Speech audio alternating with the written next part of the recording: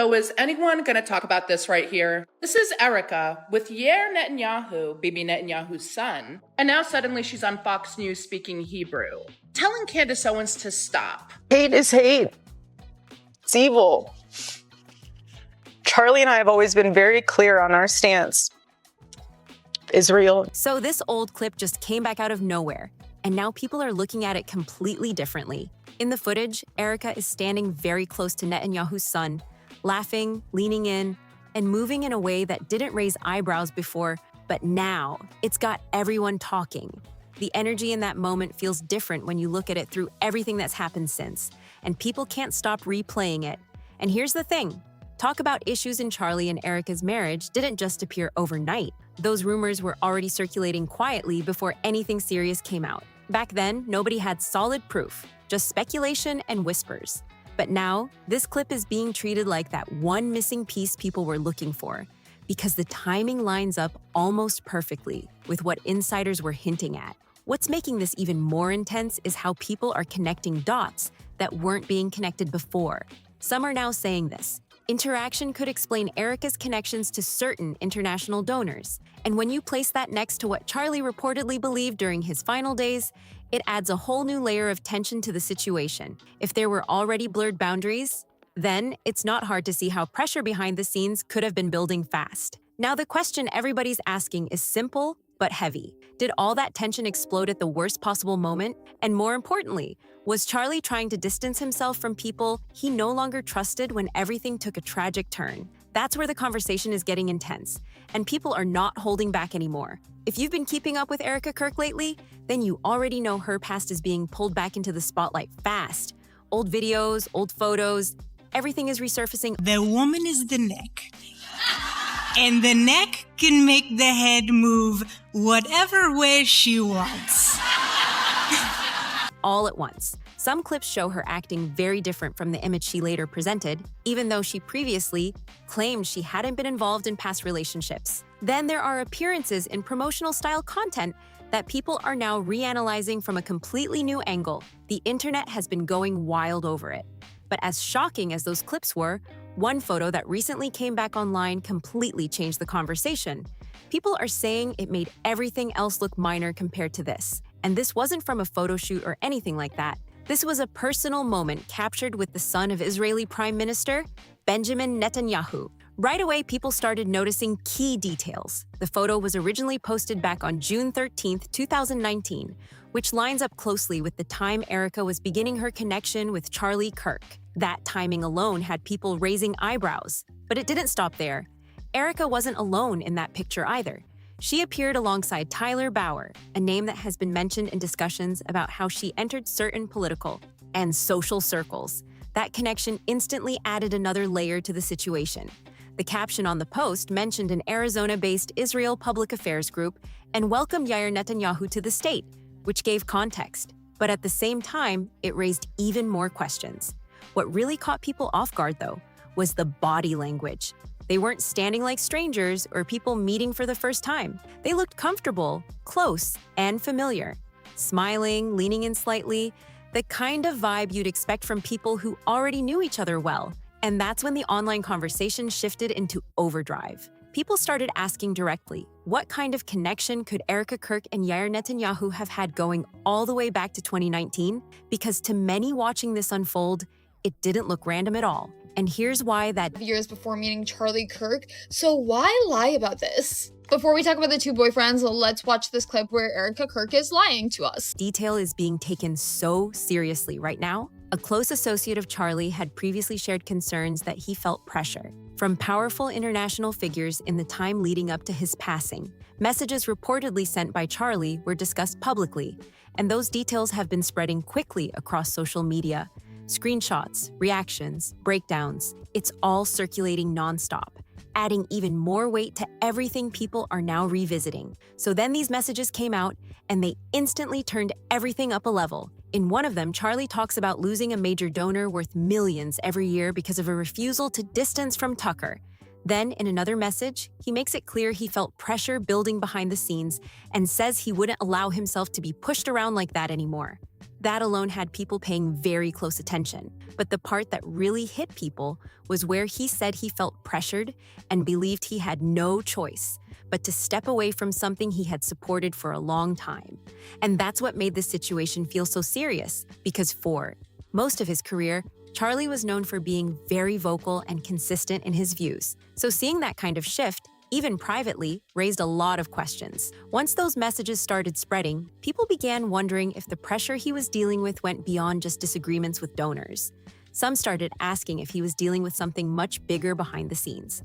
And that's where the speculation really picked up speed. Then things took another turn after Charlie's passing. Erika began showing much stronger public support for Israel than people had seen before. She even became emotional while speaking out against criticism of the country, which caught people off guard. A lot of viewers pointed out how different that reaction felt compared to how she appeared earlier, and that contrast only added more fuel to the conversation. That shift in behavior made people start asking more direct questions. It's evil. Charlie and I have always been very clear on our stance. Israel and Jewish people. It's awful. Awful. Anti-Semitism is what healing factor comes out of hating Jewish people? What healing factor comes out of hating? Why was she leaning so strongly into that position publicly? Especially with everything being said online at the time, even if some of the rumors circulating had no confirmed basis, people couldn't ignore how it looked from the outside. Then her interview came out, and that's where things got even more detailed. She described the final night before Charlie passed, saying he chose to sleep in their child's room while she stayed in their bedroom with their daughter. According to her, he wanted to rest before an upcoming speaking event. But people online weren't fully convinced by that explanation, because when you look at it from the outside, it raised a simple question. Why would someone leave their own bed and their partner the night before an important day? That detail alone had people going back and reanalyzing everything all over again. And the next morning made the situation feel even more unusual. Erika said the only interaction they had was when he came into the room briefly to grab personal items before leaving. No long conversation, no visible goodbye moment, nothing like what people expected based on how he usually was with family. For those who followed Charlie closely, that detail stood out immediately. He was known to value family time, so this kind of distance felt out of character to many observers. And that's when theories started forming about what could have happened the night before. Some people online began suggesting that maybe a serious argument took place behind closed doors. Others speculated that he may have discovered something that caused tension between them. None of that has been confirmed, but the timing of everything had people connecting dots quickly. And once those conversations started, the reaction online escalated fast. I wanted to hire her. I only had one problem. Charlie Kirk wanted to date her. Long story short, I was very worried he was going to scare her off and screw it up. And I was going to lose this incredible prospect. Like all things he put his mind to, Charlie accomplished everything he put his mind to. A lot of people couldn't understand how things could have reached that point inside the same household. Comments started flooding in, with different interpretations and theories spreading across platforms. At the same time, attention turned toward public responses from Erika and those around Charlie. Many noticed that when questions came up about certain connections or rumors, the responses often stayed general or avoided specifics. That approach only made the conversation grow even more, because when something this big isn't fully addressed, people tend to keep digging for answers. And that's exactly what happened here. Instead of slowing down, the discussion kept expanding, pulling in more details and more angles every single day. And just when it seemed like things might settle, another layer got added into the mix. Online forums started pushing a completely different theory, claiming Erika may have played a deeper role in Charlie's life than people initially believed. Those posts quickly went viral, bringing even more attention back to that old photo and the people connected to it. That's why Tyler Bauer's presence in that same image became such a big talking point again, because if he was involved in introducing Erika into certain circles, then people started asking what that really meant in the bigger picture. And from there, the conversation just kept growing louder and louder. And this is where everything really starts to spiral. Because once those online posts started gaining traction, the narrative completely shifted. What began as resurfaced clips and awkward timelines suddenly turned into full-blown theories about intention, access, and influence. People weren't just asking what happened anymore, they were asking why it happened, and who might have known more than they were saying. The term being thrown around in those viral discussions carried a very specific meaning, and that's why it grabbed so much attention so quickly. It wasn't just gossip anymore, it was a claim about strategy, about positioning, about someone being placed in a situation for a reason. Now, whether that's true or not is a completely different conversation, but the fact that so many people started repeating it at once made it impossible to ignore. And when you bring it back to that photo, it starts to make sense why people locked onto it so hard. You've got Erika standing there, comfortable, connected, surrounded by people who are now being re-examined under a microscope. Then you've got Tyler Bauer in the same frame, someone who has been mentioned repeatedly when it comes to how Erika first crossed paths with Charlie. That's not something people are just brushing off, because timing matters in situations like this. And when you line up the date of that post with the early stages of Erika and Charlie's relationship, it creates a timeline that people can't stop analyzing. Every detail starts to feel important. Every interaction starts to look intentional. And that's exactly why this hasn't slowed down at all. Then you add in everything that happened in the final days, and it takes on a completely different weight. The distance in the household, the short interaction. Before he left, the unusual sleeping arrangement, all of those details by themselves might not seem huge, but together, they paint a picture that people are struggling to understand. And the internet doesn't like unanswered questions. When something feels off, people dig deeper. They compare stories. They look for patterns. That's exactly what's been happening here, non-stop. Another thing people keep pointing out is how fast the focus shifted after everything happened. Instead of slowing down, instead of stepping back, it felt like certain narratives were being pushed even harder. That sudden shift didn't go unnoticed, and now people are asking whether that was intentional or just a reaction to the pressure building online. Because let's be real, when public attention reaches this level, every move gets analyzed. Every statement, every interview, every emotional moment, it all gets broken down piece by piece. And if something feels inconsistent, people will call it out immediately. That's why Erika's public appearances after everything happened have been such a big part of the conversation. The tone, the focus, the messaging, people are comparing all of it to what they expected to see. And when those expectations don't match reality, it creates even more questions. At the same time, those earlier resurfaced videos are still circulating, adding even more context to how people are forming their opinions. It's not just one moment anymore. It's a collection of moments being stacked on top of each other. And when you stack enough of those together, it starts to shape a narrative, whether it's confirmed or not. And that's the tricky part about all of this. There's a difference between confirmed facts and public interpretation, but online, those two things can start blending together fast. One person connects a dot, another person adds onto it. And before you know it, a full storyline is being built in real time. Then you've got the people close to the situation staying relatively quiet or giving very controlled responses. And while that might be standard in situations like this, it doesn't stop the speculation. If anything, it makes it louder. Because from the outside, silence can mean a lot of different things. It can mean caution, it can mean strategy, or it can simply mean people are trying not to add fuel to an already intense situation. But for the public watching all of this unfold, silence often gets interpreted in its own way. And that's why this story keeps evolving instead of fading away. Every day, there's a new angle, a new post, a new theory that brings everything back into the spotlight again. Even people who weren't paying attention at the start are now getting pulled in, trying to piece everything together from the beginning. They're going back to old clips, old interviews, old photos, trying to understand how all of this connects. And the deeper they go, the more complicated it starts to look, because nothing here exists in isolation. Every detail seems to tie into something else, and that's what keeps the conversation alive. At this point, it's no longer just about one moment or one claim. It's about the full picture that people are trying to build from all these scattered pieces. And until there's clear, direct answers that address everything at once, that process isn't going to stop. But Tyler wasn't just some random friend casually showing up in the background during that time. He was heavily involved in political spaces, working around major campaigns, and playing roles behind the scenes where real influence happens. That alone is why people are now going back and re-examining everything with a completely different mindset. Because once you understand that context, the conversation shifts fast. What used to look like a normal social connection suddenly feels a lot more calculated to some people watching this unfold.